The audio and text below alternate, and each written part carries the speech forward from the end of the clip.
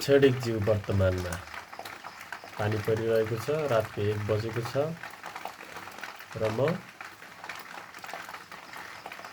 अब यसलाई के भनौँ, म गाउँको बाहिर झेलमा बसेर टक्क नेचरको एकदम आनन्द लिइरहेको छु। यो आनन्द यो मोबाइल उसमा भन्दा पनि बेग्लै छ।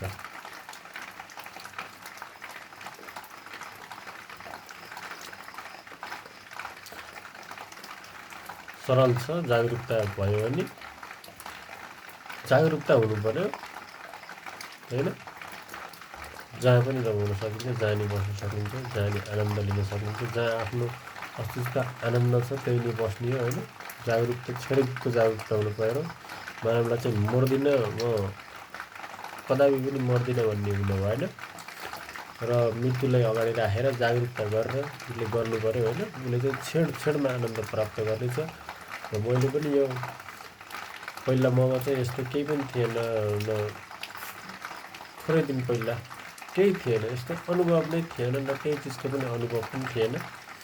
जब मलाई अनुभव भयो र यो चिजमा चाहिँ मैले चाहिँ हर्कै अनुभव मलाई पनि भएको होइन, किनकि म पनि धेरै पहिलादेखिबाट मैले चाहिँ यसमा चाहिँ अलिकति आफ्नो दिइरहेको थिएँ होइन।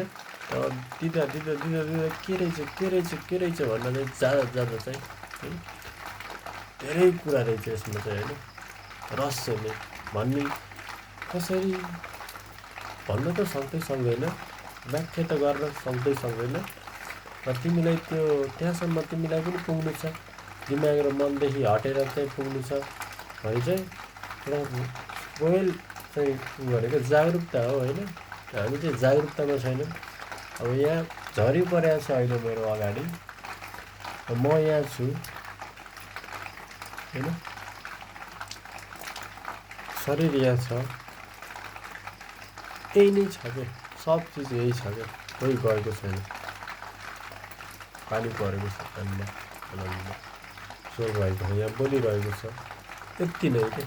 यहाँभन्दा बेग्लै कुनै क्षण नै छैन क्या, क्षणिक छ क्या एउटा जागरुकता। यतिमा चाहिँ जागरुकता गराइयो भने चाहिँ ऊ चाहिँ यो लयमा चाहिँ अगाडि बढ्न सक्छ क्या। यतिमा चाहिँ जागरुकता राख्ने भने चाहिँ जागरुकता नै चेतना नै होइन, एउटा यस्तो क्षणिक हो नि, त्यही नै बुद्धत्व हो क्या। त्यो भनेर चाहिँ साध्य लाग्दो रहेछ क्या। मैले पनि हरेक मैले भन्छु है भने पनि होइन, त्यो चिजलाई चाहिँ त्यसरी गर है भनेर तिमीले चाहिँ मैले एउटा लोय मात्रै एउटा भन्न सकौँला, तिमीले चाहिँ आफै झाँक है भनेर चाहिँ भन्न सकौँला।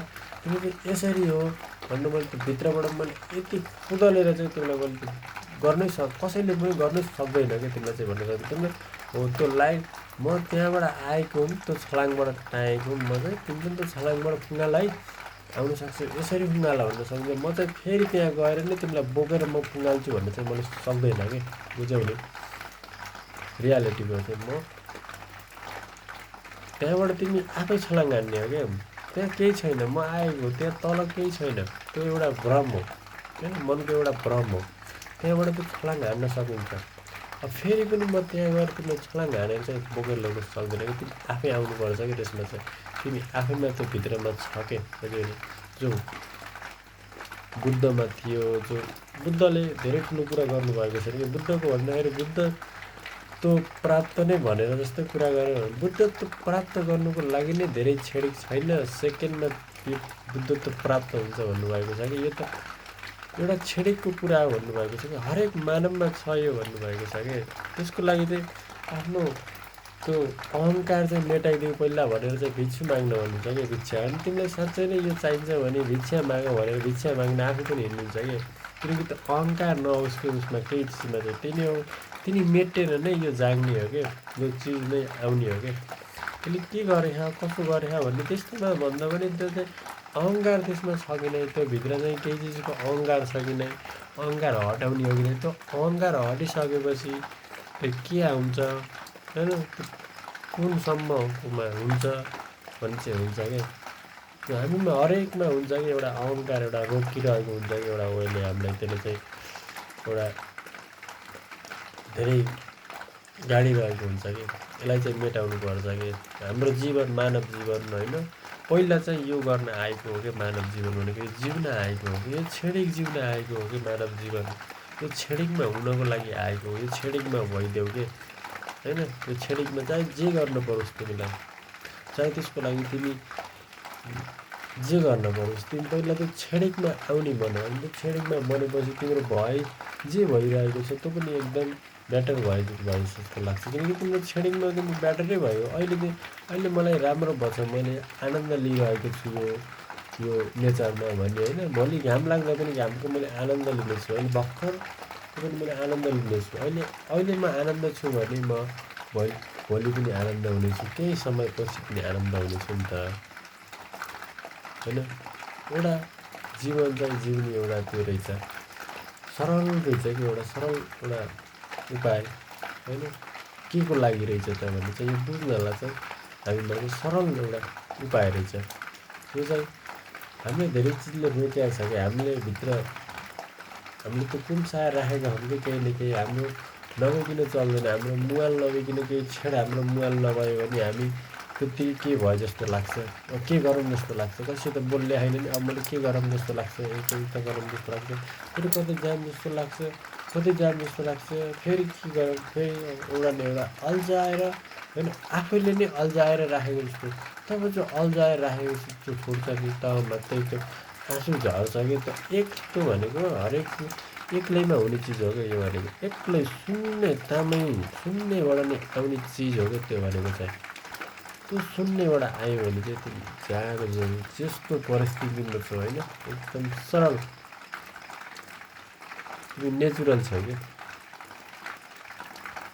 सरल छ, हरेकलाई छ। कोही पनि सकेको छैन म थिर्छु भनेर भन्नको लागि, तर त्यो हुनु सक्ने हामीमा क्षमता छ कि, हामीमा छ, हामीभित्र छ कि, कुनै अरूभित्र छैन। हो गौतम बुद्ध खोजिदिनु भएको हो होइन, त्यो चाहिँ हामीभित्रमा छ कि। उहाँले नभनेको भए ल मैले मान्ने थिएन हामीभित्रमा छैन, उहाँले खुद भन्नुभएको छ हरेकमा छ, आफै खोज भन्नुभएको छ नि। आफै खोज्नुपर्छ, आफैले खोजेर पाउने हो। त्यसको जवाफ मसँग छैन।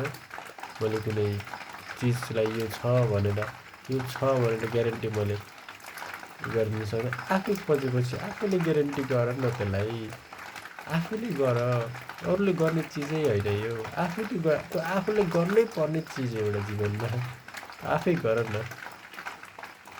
जागरुकता गर, हरेक एउटा क्षणलाई मात्र जागरुकता गर। ओके।